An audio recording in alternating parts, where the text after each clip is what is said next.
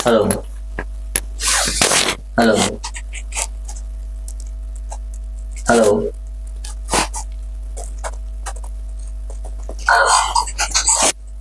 Hello.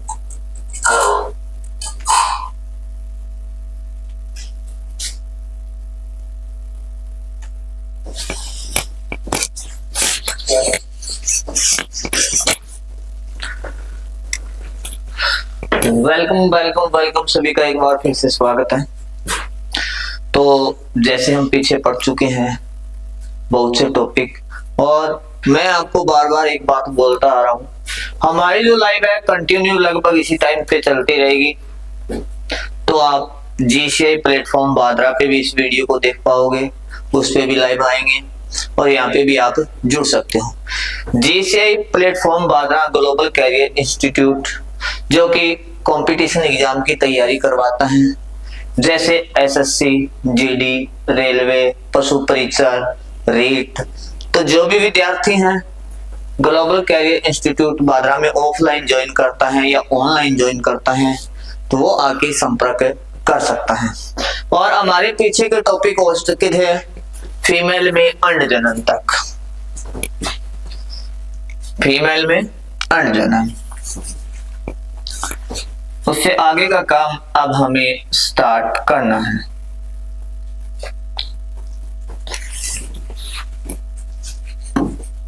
अंड जनन, ये topic अपना हो चुका था, कोई बात ना, हो गया तो कोई बात नहीं है, बहुत बढ़िया काम, ये टॉपिक अपना हो गया है। अब पढ़ेंगे हम आगे का वर्ग साहब। आगे का वर्ग क्या होगा? कल जैसे मैंने आपको बताया था, अंड जनन के बाद मैंने ये बोला था जो अंडोत्सर्ग की क्रिया होती है, जो अंडोत्सर्ग होता है वो किस टाइम होगा ये मैं आपको अभी बताऊंगा। और जो अंडोत्सर्ग के दौरान जो अंडाणु निकलता है हम उसको अंडाणु ही बोलते हैं, ठीक है। वो एक द्वितीयक अंडक होता है। क्या होता है? वो एक द्वितीयक अंडक होता है, ध्यान रखने की बात है। और अब हम पढ़ेंगे मेंस्ट्रुअल साइकिल। मेंस्ट्रुअल साइकिल या फिर जिसे बोलते हैं मध्य चक्कर, शॉर्ट में बोलेंगे एमसी, और सिंपल लैंग्वेज में बोला जाता है पीरियड्स। ये फीमेल में चलने वाला एक चक्रीय परिवर्तन है। मादा में होने वाला एक चक्रीय जनन पथ, चक्रीय जनन चक्कर, ये भी बोल सकते हैं। या फिर हम क्या बोलेंगे, सिंपल सी लैंग्वेज में आप मुझे बता सकते हो, इसको बोला जाता है यानी एक रज्जोधर्म से, यानी एक रज्जोधर्म से, रज्जोधर्म से अगले रज्जोधर्म के बीच, अगले रज्जोधर्म के बीच की घटनाओं का क्रम, घटनाओं का क्रम क्या कहलाएगा साहब? मेंस्ट्रुअल साइकिल कहलाएगा। और मैंने एक चीज आपको पहले ही बोला है, मादा प्राइवेट्स में होने वाला जनन चक्कर, मादा प्राइवेट्स में होने वाला जनन चक्कर या चक्रीय जनन चक्कर भी बोल सकते हैं, उसमें कोई दिक्कत नहीं है। चक्रीय जनन चक्कर क्या कहलाएगा? चक्रीय जनन चक्कर क्या कहलाएगा? मेंस्ट्रुअल साइकिल कहलाएगा। ये किस प्रकार होता है, क्यों होता है, इसके पीछे क्या कारण है, ए टू जेड चीज पढ़ेंगे हम। ये जो घटनाएं होती हैं, ये जो घटनाएं होती है ये क्यों होती हैं, क्या कारण है इसका, कौन से हार्मोन के प्रभाव से होती है। जो महिला में रज चक्कर के दौरान, रज्जोधर्म के दौरान, मेंस्ट्रुअल साइकिल के दौरान जो रक्त स्त्राव होता है योनि मार्ग से, वो कौन सा कहां से आता है, सब चीज के बारे में जानकारी हम यहाँ से ले लेंगे। चलो मैं आपको बता देता हूं कुछ इंपॉर्टेंट चीज भी साथ में ध्यान रखना। अब जो चक्कर है या जिसे रज्जोधर्म बोलते हैं, रज्जोधर्म की शुरुआत कब होती है? रज्जोधर्म की शुरुआत कब होती है? ये होती है यौवना आरंभ में। यौवना आरंभ में शुरुआत हो जाएगी साहब। जब रज्जोधर्म क्या होता है? पहली बार होता है। क्या होता है? पहली बार होता है तो उसे क्या कहते हैं? रज्जो दर्शन। क्या कहते हैं? रज्जो दर्शन। यह चक्कर यौवनारंभ से लेकर लगभग ये मान के चलो 48 से 50 वर्ष की आयु तक चलता है। ठीक है, यानी 50 वर्ष की आयु में क्या है? लगभग 48 से 50 वर्ष की आयु में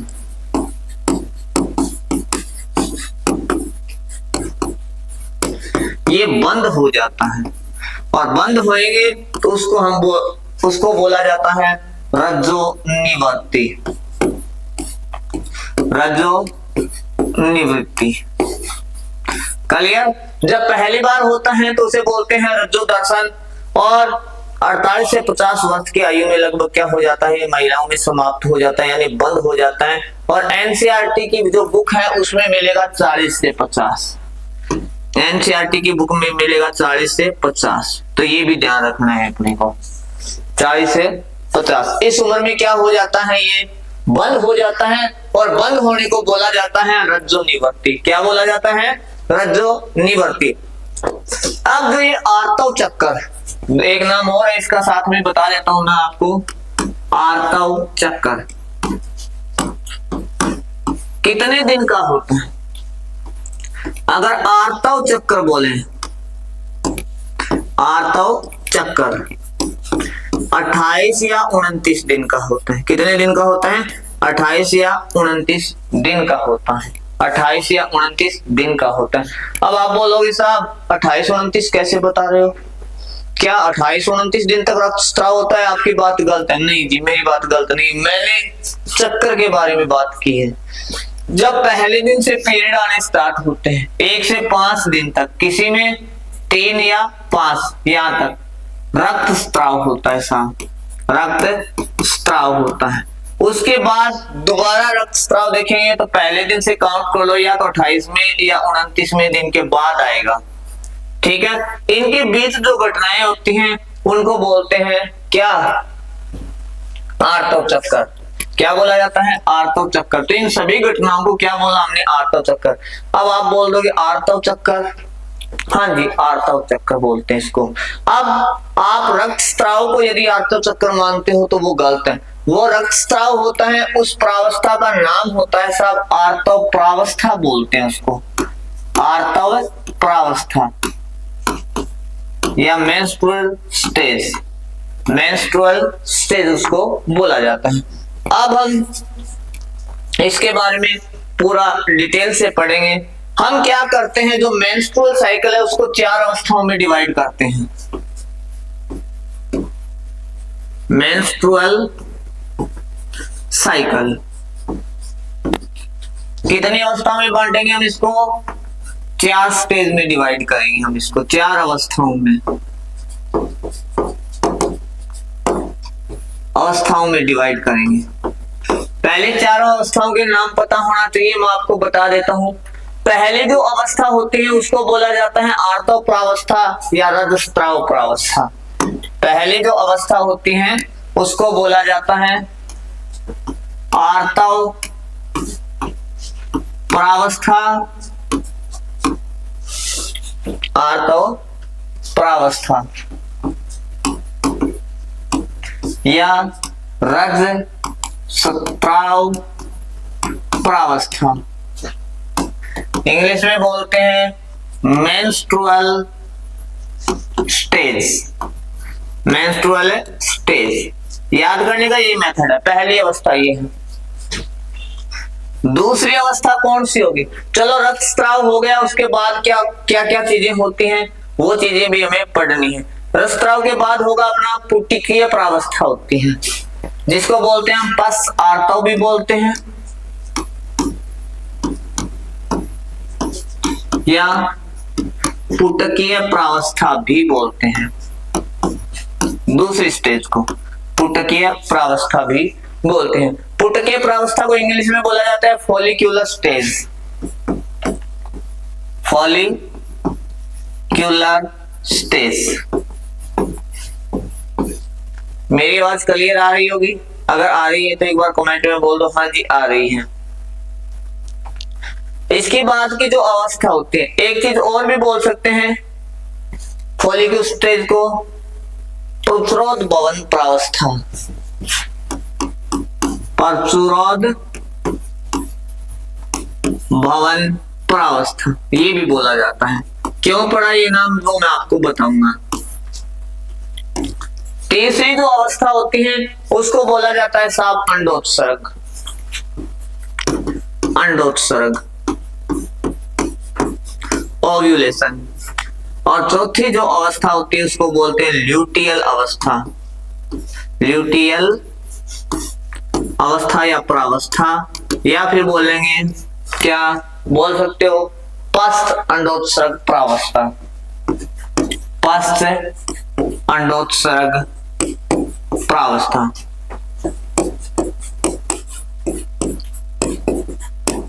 इन प्रावस्थाओं का आप स्क्रीनशॉट ले सकते हो, लिखना चाहो तो लिख सकते हो। अब हम सभी प्रावस्थाओं के बारे में थोड़ा थोड़ा जानेंगे विद डायग्राम के साथ। चलो जी, मैं यहाँ पे बना रहा हूं कुछ। ये मैंने अवस्थाएं बनाई हैं यहाँ पे। ये पहला दिन है। कौन सा दिन है ये?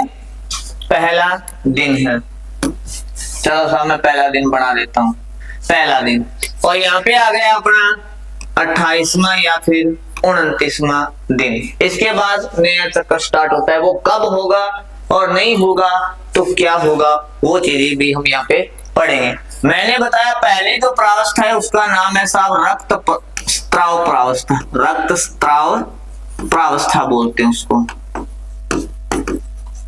या फिर बोलते हैं आर्तव प्रावस्था। प्रावस्थाओं के नाम मैं पीछे लिख चुका हूं, एक एक नाम लिखूंगा यहाँ पे, ठीक है। इस अवस्था में क्या होता है 1 से 3 या 5 दिन तक क्या है रक्त स्त्राव होता है साहब। क्या होता है? रक्त स्त्राव होता है। अब ये रक्त आता कहां से है वो समझ लो थोड़ा सा। चलो ये फीमेल का मैं बना रहा हूं गर्भाशय।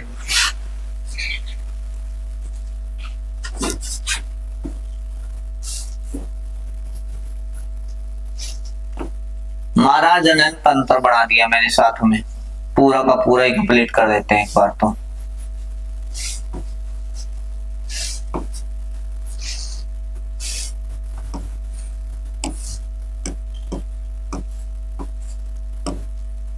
ऐसे ही आपको बनाना है।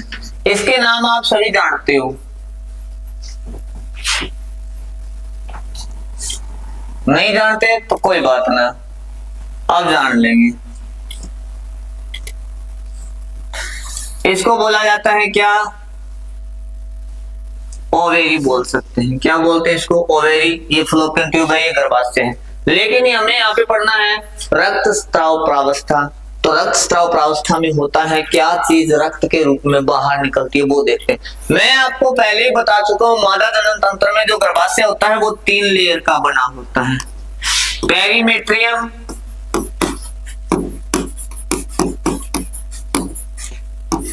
ये बाहर वाली, इसके बाद ये बीच वाली यहाँ वाली ये होती है साहब मेसोमेट्रियम,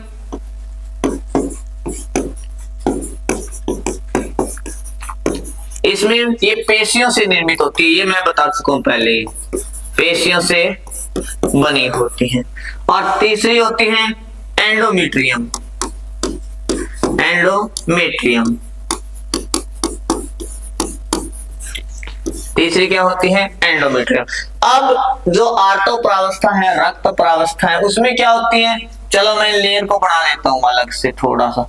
ये हो गई साहब अपनी मेसोमेट्रियम। क्या हो गई? मेसोमेट्रियम। ये लो ऊपर वाली जो पीले कलर में दिखाई दे रही है वो क्या है? पेरीमेट्रियम। और ये बीच का जो पार्ट बच गया है ये वाला, ये जो पार्ट बच गया ये वाला, ये सब एंडोमेट्रियम। क्या है ये? एंडोमेट्रियम। अब रक्तस्राव प्रावस्था के अंदर के दौरान क्या होता है? जो एंडोमेट्रियम होती है, कौन सी? एंडोमेट्रियम नष्ट होना प्रारंभ हो जाएगी।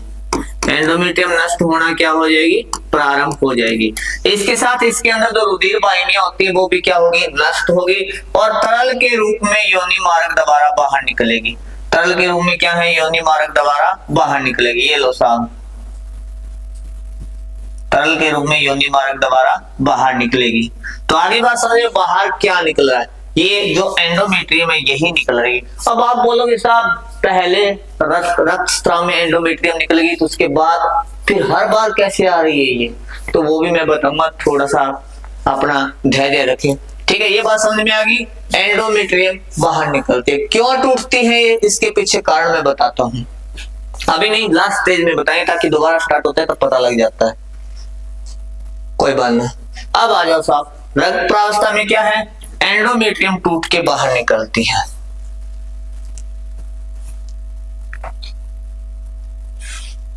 क्या होता है रक्तस्राव प्रावस्था में? एंडोमेट्रियम जो होती है बाहर आती है। एंडोमेट्रियम व इसकी रुधिर वाहिनियां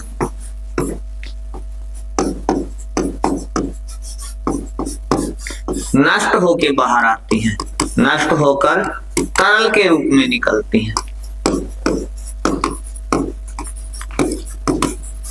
कारण देख लो साहब, थोड़ा सा मैंने बोला था लास्ट में बताऊं, अभी मैं बता देता हूं। इस प्रावस्था के अंदर क्या है? दो हार्मोन जिनका नाम आपको बता देता हूं, एस्ट्रोजन और प्रोजेस्टेरोन। कारण एस्ट्रोजन व प्रोजेस्टेरोन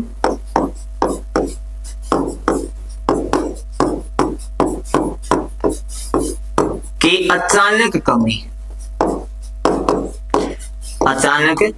हो जाएगी और कमी होने के कारण एंडोमेट्रियम टूटेगी और योनि मार्ग द्वारा बाहर निकलेगी।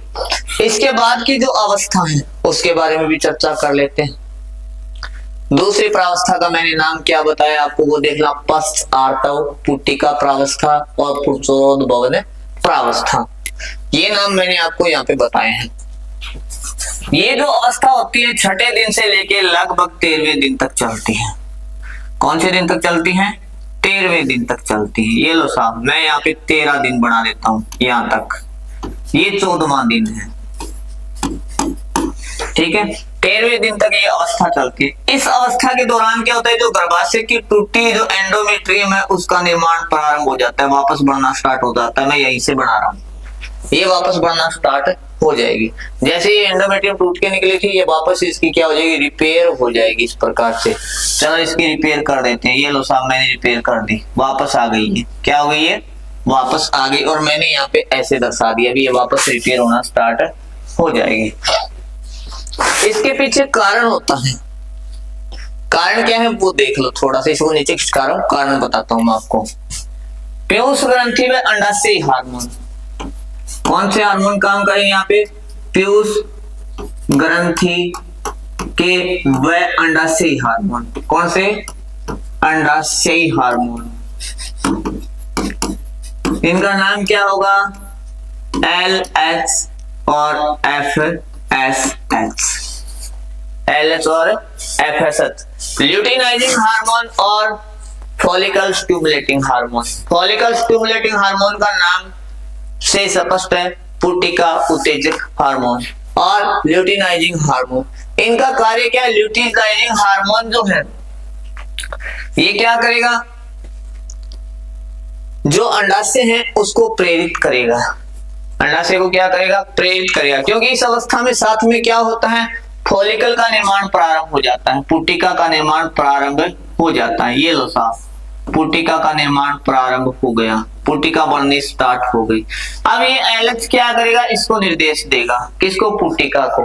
जो पुट्टिका हार्मोन स्रावित करेगी यहाँ पे, कौन से हार्मोन होंगे? अभी मैंने बताया था एस्ट्रोजन,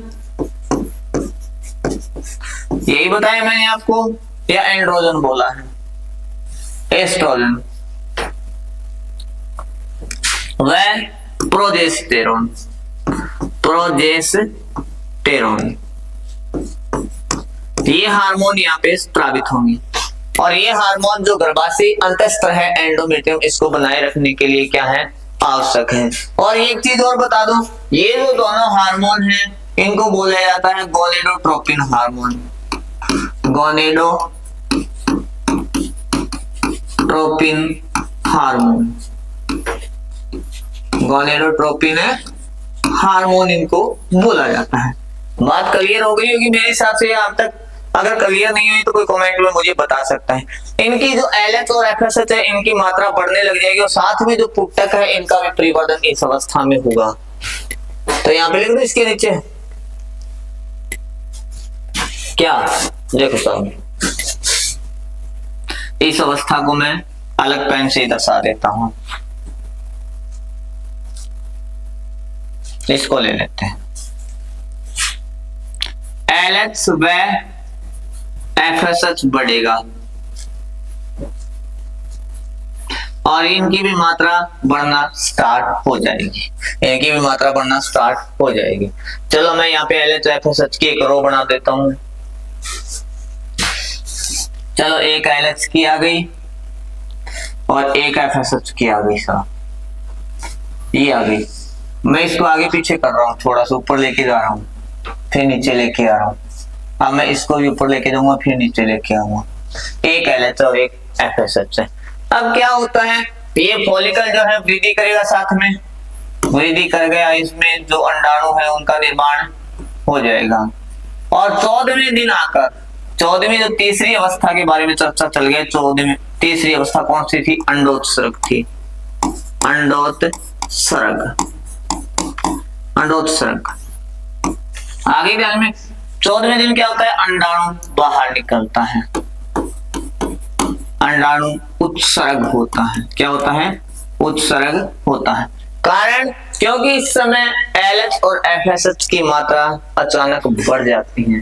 LH और FSH की मात्रा क्या होती है, अचानक बढ़ जाती है। LH का जो तीव्र स्त्रावण होता है, यहाँ पे LH तीव्र स्त्रावण होता है, इसको बोलते हैं LH सर्ज, सर्ज भी बोलते हैं। LH सर्ज बोला जाता है, इस चीज को क्या बोला जाता है, LH सर्ज बोला जाता है। यहाँ पे LH जो है ज्यादा मात्रा में निर्मित होगा और LH ज्यादा मात्रा में निर्मित होगा तो इस जो ये फॉलिकल है, फॉलिकल यानी पुटक है, पुटक को फटने को प्रेरित करेगा। ये लो साहब, पुटक फट गया, अंडाणु बाहर निकल गया, पुटक की कोशिकाएं ये बच गई अपने पास, पुटक की कोशिकाएं बच गई और यहाँ से पुटक फट के ये अंडाणु बाहर निकल गया। बात क्लियर।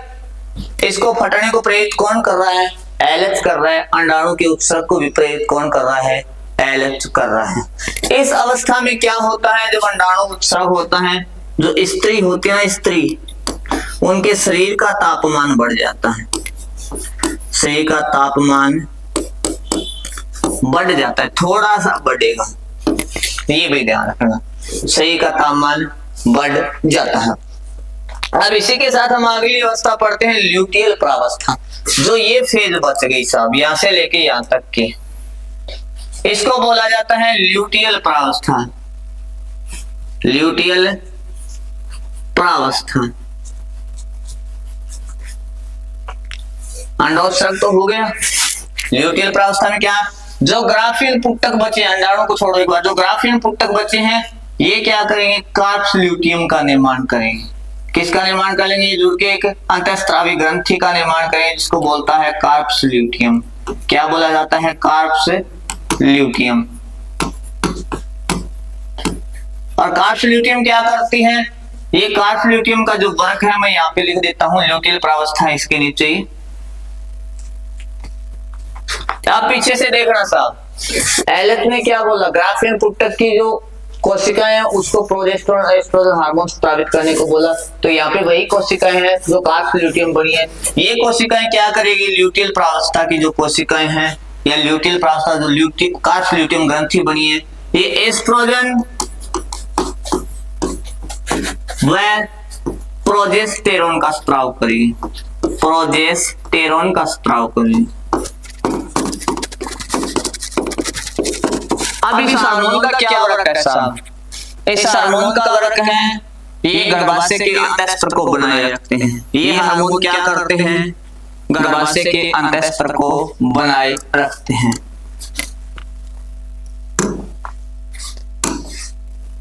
गर्भाशय के अंतःस्त्र को बनाए रखते हैं। गर्भाशय की अंतःस्त्र यानी एंडोमेट्रियम, एंडोमेट्रियम को बनाए रखते हैं।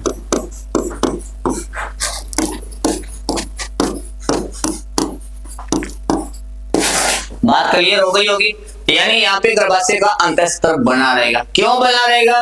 क्योंकि गर्भाशय का जो अंतःस्त्र होता है उसका निर्माण पुत्रोद्भवन अवस्था में हो जाता है, जिसको हमने बोला था आर्तावस्था या पुट्टिका प्रावस्था। इसमें एंडोमेट्रियम का निर्माण यहाँ पे ये होता चला जाता है। चलो देखते हैं, करते हैं इसको। ये लो साहब, एंडोमेट्रियम का निर्माण हो रहा है। आगे बात समझ में, एंडोमेट्रियम का निर्माण हो गया। ये जो एंडोमेट्रियम है ये भ्रूण के अंतःरोपण के लिए आवश्यक है। भ्रूण के अंतःरोपण के लिए क्या है? ये आवश्यक है। यदि एंडोमेट्रियम नहीं होगी तो भ्रूण स्थापित नहीं हो पाएगा। वापस निर्माण होने की प्रक्रिया तो हम पढ़ चुके हैं। अब देखते हैं यहाँ पे क्या होता है। जब इसी जगह पे आ जाता हूं, ये चीज आपने समझ ली होगी। अगर नहीं है तो एक बार स्क्रीनशॉट ले लेना कि डायग्राम में थोड़ा सा चेंज करूंगा मैं।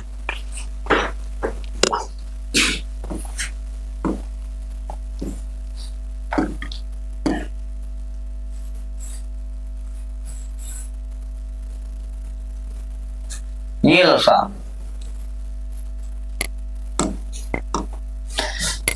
जैसे ही मैथुन की क्रिया होती है तो नर के शुक्राणु गति करते हुए अंडवाहिनी के एम्पुला पार्ट तक पहुंच जाते हैं और अंडाणु भी क्या है यहाँ पे बाहर आ जाता है। अंडोत्सव 14वें दिन हो जाता है और 1 या 2 दिन के बाद क्या होता है? कार्पस्यूल्यम बढ़ जाती है। 1-2 दिन में कार्पस्यूल्यम बढ़ जाती है।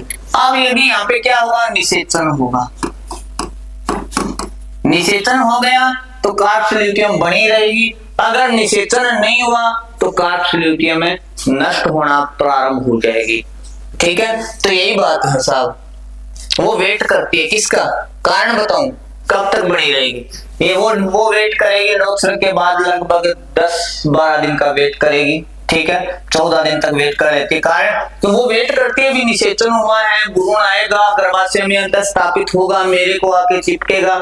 ये सब चीजें यहाँ पे वो क्या करती है? वेट करती है। और वो बेचारी वेट करके थक जाए, थकने के बाद सोचते कोनिया में आपको गुदड़िया सामटते। ठीक है, गुदड़िया सामटने का मतलब क्या गया? भी एंडोमेट्रियम वापस लड़ना प्रारंभ हो जाएगी। कारण, इसका कारण लेके आएंगे अब हम। आ जाओ स्वामी सवाल, यहाँ पे आ जाओ वापस। तो ये आप समझ गए, लुटियल प्रावस्था में ये एंडोमेट्रियम को बनाए रखता है। यदि निषेचन नहीं होगा, क्या नहीं होगा? निषेचन नहीं होगा। निषेचन नहीं होगा तो ये कार्पस्यूल्यम नष्ट होना प्रारंभ हो जाएगी। ये लो साहब, इसको नष्ट भी कर देते हैं थोड़ा सा। ये कार्पस्यूल्यम क्या हो जाएगी? नष्ट होना प्रारंभ कर देगी और क्या बना लेगी? Carps albicans. कार्प्स एल्बिकेन बना लेगी। ठीक है, जैसे ही कार्पस्यूल्यम नष्ट होगी तो ये किसका स्त्राव कर रही थी? एस्ट्रोजन व प्रोजेस्टेरोन का स्त्राव कर रही थी और यहाँ पे इनका स्त्राव क्या हो जाएगा? कम हो जाएगा। किसका स्त्राव कम हो जाएगा? एस्ट्रोजन व प्रोजेस्टेरोन। प्रोजेस्टेरोन का स्त्राव क्या हो जाएगा? कम हो जाएगा। स्त्राव कम हो जाएगा। मैंने आपको बताया था ये दोनों हार्मोन गर्भाशय के अंतःस्त्र को बनाए रखने के लिए आवश्यक है, जो कार्पस्यूल्यम स्रावित करे। अब कार्पस्यूल्यम नष्ट हो गई तो ये हार्मोन कम हो गए और हार्मोन कम हो गए तो गर्भाशय का अंतःस्त्र नहीं बना रहेगा। जो एंडोमेट्रियम है वो बनी नहीं रहेगी, एंडोमेट्रियम टूटना प्रारंभ हो जाएगी और वापस क्या है? नया चक्र स्टार्ट हो जाएगा। इस प्रकार से चलता है सब महिला में आर्तव चक्र, रक्तस्राव प्रावस्था। और इस दौरान दर्द भी होता है क्योंकि अंदर की जो कमजोरी है वो इस तरह में इस के दौरान आती है। यदि निषेचन नहीं होगा तो ही जड़ेगा। अगर निषेचन हो गया तो कार्पस्यूल्यम भी बनी रहेगी। कार्पस्यूल्यम भी बनी रहेगी और एस्ट्रोजन व प्रोजेस्टेरोन हार्मोन स्रावित करती रहेगी और गर्भाशय का अंतःस्तर बना रहेगा। अगर निषेचन नहीं होता है तो कार्ब्स ल्यूटियम नष्ट हो जाती है, कार्ब्स एल्बिकन बनती हैं और कार्ब्स एल्बिकन बनने के कारण जो ल्यूटियम कार्ब्स ल्यूटियम के द्वारा जो हार्मोन स्रावित किए जाते थे प्रोजेस्टेरोन एस्ट्रोजन, उनकी मात्रा में कमी आ जाती है और अंतःस्त्र झड़ के वापस बाहर निकलने लग जाता है। इसी के साथ मैं एक चीज और पढ़ा देता हूं आपको, क्या बेरज चक्कर की जो प्रमुख घटनाएं है वो मैं आपको बता देता हूं यहाँ पे। चलो कोई बात ना, रज चक्कर की जो प्रमुख घटनाएं है उसका ध्यान रखना साहब। रज चक्कर की प्रमुख घटनाएं ये भी इंपॉर्टेंट है, ये निकाला हुआ टॉपिक है छोटा सा अलग से, तो उसको मैं बता देता हूँ मेन घटनाएं क्या है। जितना हमने पढ़ा है इसमें हमें पता होना चाहिए 1 से 5 दिन तक रक्तस्राव होता है। 1 से 5 दिन तक क्या होता है? रक्तस्राव होता है। चलो साहब, पहली घटना ये हो गई। दूसरी घटना के अंदर क्या पढ़ के आए थे आप अभी? बता दो मेरे को। 5 से 3 दिन तक, 5 से 3 दिन तक यहाँ पे पढ़ा है हमने, क्या क्या हुआ था वो ध्यान रखो। 5 से 3 दिन तक एंडोमेट्रियम का निर्माण हुआ, ग्राफियन फॉलिकल का निर्माण हुआ या परिपक्व हुआ। 2 चीजें यहाँ पे मेन चीज है जो घटना के अंदर आपको ध्यान रखनी है। बता दीजिए मुझे, तो जल्दी से बता दीजिए कौन कौन सी घटनाएं 5 से 13 दिन तक, यानी 5 दिन तो आ गया, अब 5 से आगे का दिन लें, कौन सा? 5 से 13 दिन तक क्या होगा?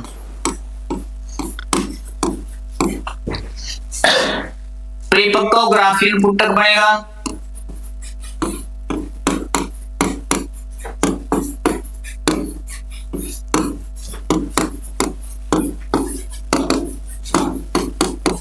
वह गर्भाशय के अंतःस्त्र की मरम्मत होगी। अंतःस्त्र की क्या होगी? मरम्मत होगी। मरम्मत का समझ गए होंगे आप, है? मरम्मत का तो बहुत बढ़िया है, दोबारा रिपेयर हो जाएगा। 14वें दिन क्या होगा साहब? 13 दिन तो आ गया, अब 14वें दिन का देखें।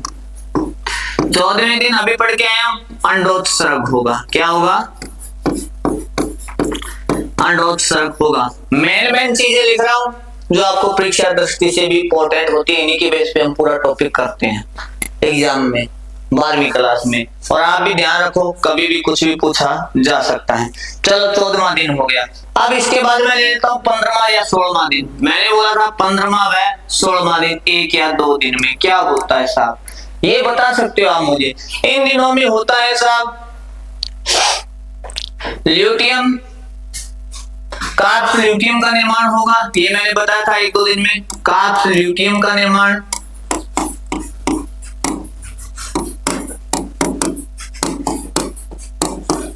वह निषेचन भी होगा। क्या होगा? निषेचन भी होगा। अब निषेचन हो गया, निषेचन होने के बाद मैंने आपको ये भी बताया है क्या भी जो गर्भाशय है वो वेट करता है एंडोमेट्रियम भी कोई आ रहा है यहाँ पे, चिपक रहा है या नहीं चिपक रहा है उस चीज का। तो वो अवस्था होती है 20वें से 25 दिन की। इसी अवस्था के अंदर से 20वें से 25वां दिन घटनाओं का है ये। रक्त आर्तोप्रावस्था में पहले दिन से जब से रक्तस्राव उस दिन से गिनेंगे हम। इस दिन क्या होता है? अंतःरोपण होता है। क्या होता है? अंतःरोपण इस अवस्था में हो जाएगा। अब 25वें दिन के बाद यदि निषेचन हो गया तो हमें पता है कार्ब्स ल्यूटियम बढ़ेगी। अगर निषेचन नहीं हुआ तो यहाँ पे उल्टा लिख दिया क्या मैंने? कोई बात नहीं, थोड़ा सही कर देता हूं मैं। 20 से 25 करना था। कितना करना था? 20 से 25 करना था। यदि निषेचन नहीं हो तो, निषेचन नहीं हो तो अब देख लेते हैं 28वां या 29वां दिन। 28वां या फिर वैसे तो देखें तो हमें देखना होता है 26 से 28वां दिन। 26 से 28वां दिन क्या होता है? कार्ब्स ल्यूटियम नष्ट। कार्ब्स ल्यूटियम क्या हो जाएगी?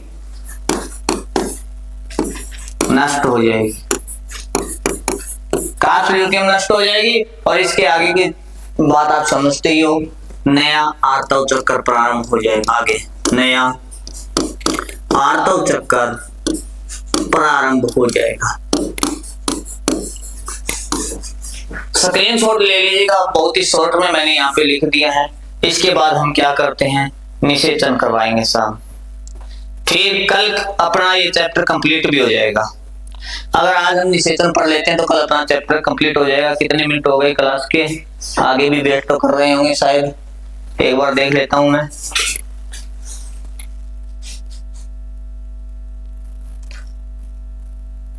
पैंतीस मिनट की हो गई, तो आज हम यहीं तक छोड़ते हैं। निषेचन की क्रिया हम कल करवाएंगे, कैसे मैथुन की क्रिया होती है, कैसे निषेचन होता है, कैसे गर्भ ठहरता है, और गर्भ ठहरने में गर्भ ठहरने के बाद फीमेल में क्या क्या परिवर्तन आते हैं, दूध स्त्राव कैसे होता है, सहगर्भता यानी प्रसव कैसे होता है, और प्रसव पीड़ा के लिए कौन सा हार्मोन जिम्मेदार है, एक एक चीज हम नेक्स्ट वीडियो में करेंगे। तो बने रहिए अपना गुरु क्लासेस के साथ। थैंक यू, धन्यवाद।